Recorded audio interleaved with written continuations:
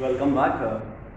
And in this class, in this lesson, we discuss loop of a transportation problem, loop in the transportation table, and also the properties of a loop. What is meant by a loop in the transportation table?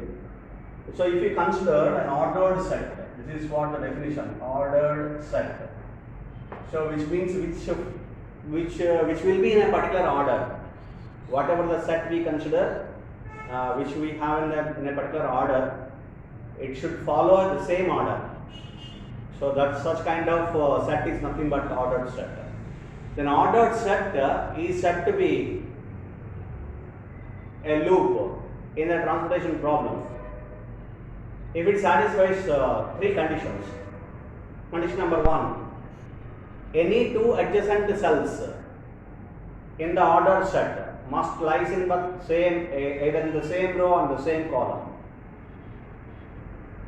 And second one, no three or more adjacent cells in the same row and the same column of the ordered set.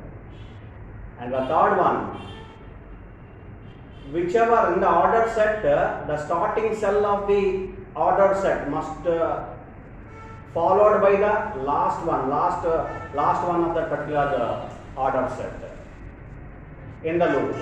So in the formation. Such kind of formation by satisfying these particular three properties, and such kind of formation is nothing but is called a loop. That is that ordered set is called, now it is a loop in a transportation problem. It is called a loop in a transportation problem. So I tell you through an example, all three particular conditions. I explain through a particular example. For example, so I consider one particular ordered set. I write the ordered set by examining the loop in the transportation table.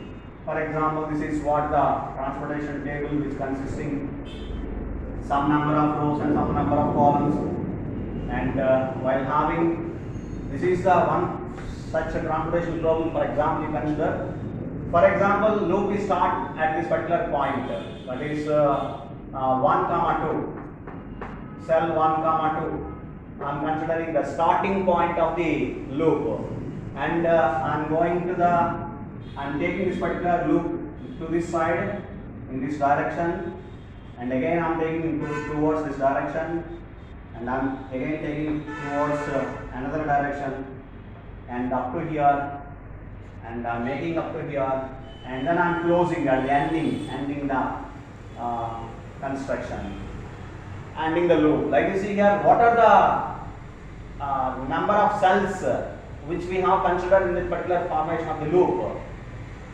Now you see the first point. Okay, first of all I finish this one, ordered set. This is 1 2. This is 3 2.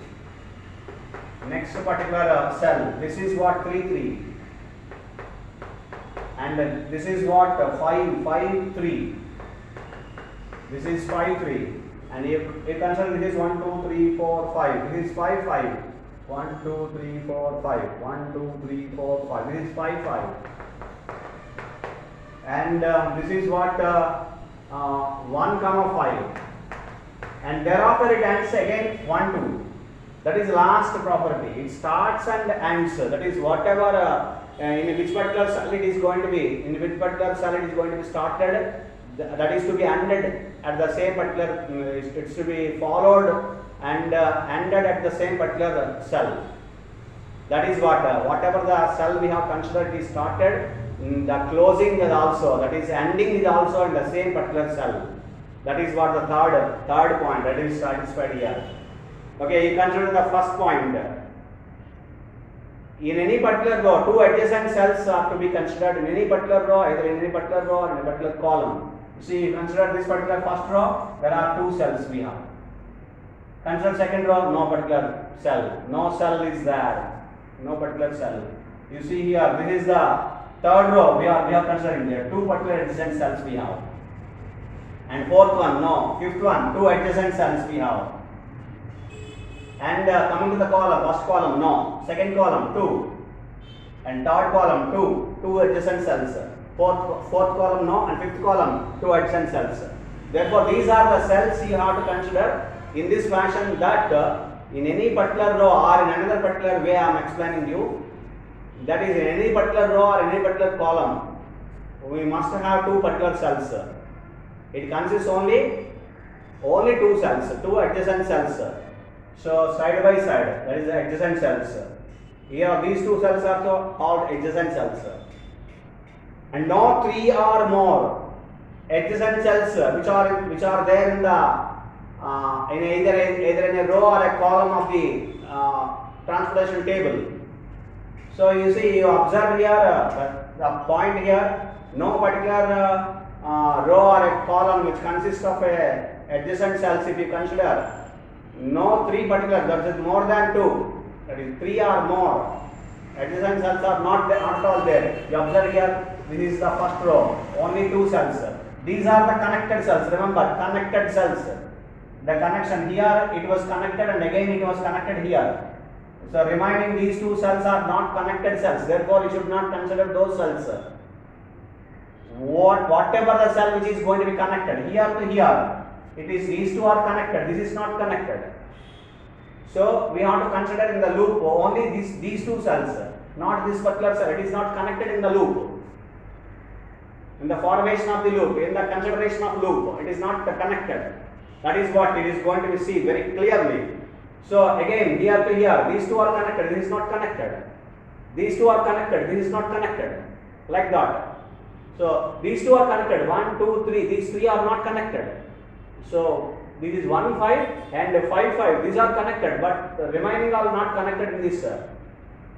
So that is these are called adjacent cells. These 2 are called adjacent cells. So in this column, if you consider 1, 2 particular adjacent cells are connected. So there is no question of 3.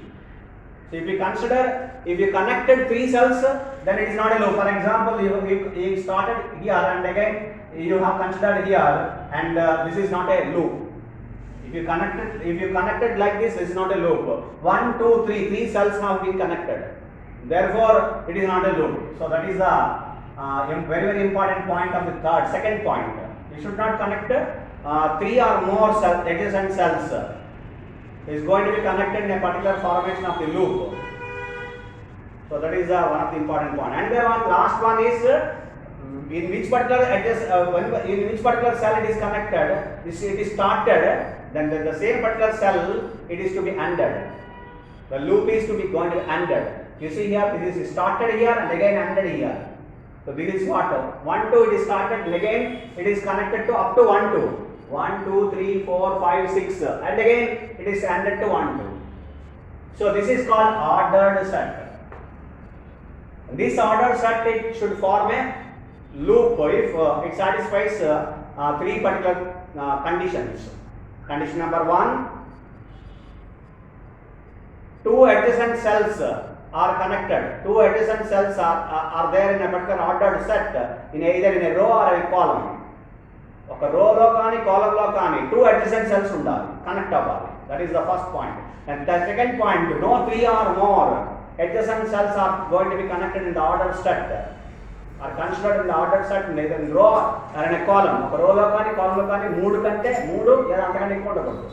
And last one, so whichever the cell the loop is going to be started, and the same particular cell it is going to be considered and followed and considered to be ended at the same particular cell. That is the third one. Hope you understand. This is the formation of the loop. This ordered set is called a loop. Now coming to the properties of a loop. The first one, any loop it consists of the even number of cells. You see here, even number of 1, 2, 3, 4, 5, 6, even number of cells. At least 4 cells, minimum 4 cells are required. That is also should be obtained in the definition of the, should be considered in the definition of the loop as well. At least 4 cells. In the an ordered set consists of at least 4 cells. It should form a loop. Right? That is the property number 1. Consists of even number of cells. Okay. And the second property. second property, what do you consider? Minimum 4 cells are required. Minimum 4 cells are required. First one is even number of cells are required. Even number of cells are to be there. The minimum 4 cells. Second property, minimum number of cells are 4. And the third property, and which particular unoccupied cell, which we call, if the loop should start at one particular unoccupied cell and also it should end at the same unoccupied cell. That is what the properties, which are the properties of, which are called properties of loop. Even number of cells, minimum 4 cells are to be considered, but even means we should not consider 2. That is another particular property is going to be specified. Minimum number of 4 cells are required. And the third one is whichever unoccupied cell the loop is going to be started. So from the same unoccupied cell, the loop is going to be ended. The loop is going to be started at one particular unoccupied cell and it should end at the same unoccupied cell. That is what which are called the properties of loop. And this is what the definition of a loop and properties of followed by properties of a loop. Right, in the transportation problem, it's very, very important for considering, for calculating the optimum solution of the transportation problem. Optimum solution of a transportation problem. Thank you.